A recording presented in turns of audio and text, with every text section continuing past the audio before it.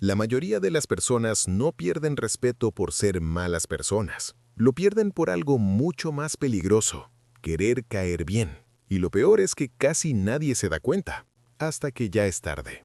Si últimamente notas que te interrumpen más, que te ignoran, que se aprovechan de ti, o que tu opinión pesa menos que antes, este video puede incomodarte, porque no habla de los demás, habla de comportamientos que parecen inofensivos, pero que van erosionando tu valor sin que lo notes. Nos educaron para ser correctos, para ser comprensivos, para estar disponibles, para no molestar, para no generar conflictos. Y todo eso suena bien, hasta que empiezas a pagar el precio. Porque hay una verdad incómoda que casi nadie dice en voz alta. La gente no respeta lo que siempre está disponible.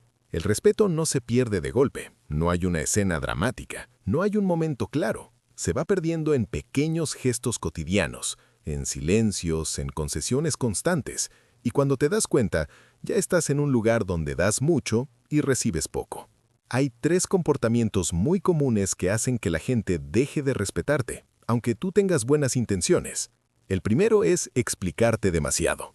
Cuando justificas cada decisión, cada límite, cada no, estás mandando un mensaje silencioso, que necesitas aprobación para existir. No es que seas educado, es que estás pidiendo permiso. Y el cerebro humano interpreta eso como inseguridad, aunque no sea consciente. Cuando te explicas de más, te colocas por debajo, porque quien tiene claro su valor no necesita convencer.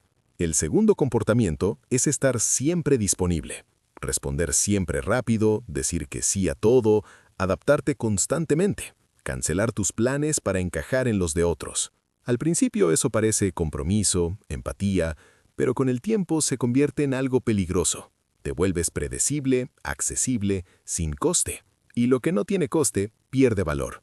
No porque la gente sea mala, sino porque así funciona la percepción humana. El tercer comportamiento es tragar para evitar conflictos. Callarte cuando algo te molesta, restarle importancia a faltas de respeto pequeñas, decirte a ti mismo que no vale la pena. El problema es que cada vez que evitas un conflicto, no estás siendo maduro, te estás volviendo invisible. Estás enseñando a los demás dónde está el límite, o peor, que no hay ninguno. Y aquí viene lo importante. Esto no pasa porque seas débil, pasa porque eres una persona que aprendió a sobrevivir siendo correcta, a adaptarse, a no molestar, a ganarse el cariño a través de la comprensión. Pero el respeto no funciona igual que el cariño. El respeto no es moral, no es justo, no es lógico, es percepción de límites.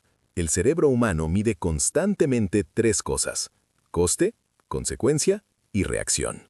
Cuando no hay coste, cuando no hay consecuencia y cuando tu reacción siempre es suave, el respeto se diluye. No porque no valgas, sino porque no estás marcando nada que proteger. Por eso hay personas que no son especialmente buenas, ni empáticas, ni profundas, y aún así nadie se les sube encima. No es carisma, no es liderazgo, es claridad, es límite. Es saber cuándo retirarse y cuándo no ceder. Y aquí suele aparecer el miedo. El miedo a quedarte solo, el miedo a que piensen que eres frío, el miedo a perder vínculos. Pero hay una verdad aún más dura. Cuando te regalas demasiado, igual te pierden. Y no porque no importes, sino porque dejaste de tener peso. No se trata de volverte distante, no se trata de volverte agresivo, no se trata de ir por la vida imponiéndote. Se trata de dejar de explicarte, de dejar de estar siempre, de dejar de tragar. Se trata de entender que tu presencia tiene valor precisamente cuando no es automática. A veces, el mayor acto de respeto hacia uno mismo es retirarse un poco, callar donde antes explicabas, decir no donde antes cedías, dejar de justificar lo que ya sabes que es legítimo. Porque cuando tú no te das valor, el mundo tampoco lo hace. Y cuando empiezas a tratarte como alguien que importa, algo cambia. No de golpe, no con aplausos, pero cambia. Este video no es una invitación a endurecerte, es una invitación a dejar de regalarte, a recordar que el respeto no se pide, no se negocia y no se mendiga. Se construye, silenciosamente, a través de límites claros. Y si algo de lo que has escuchado hoy te ha dolido un poco, probablemente era necesario.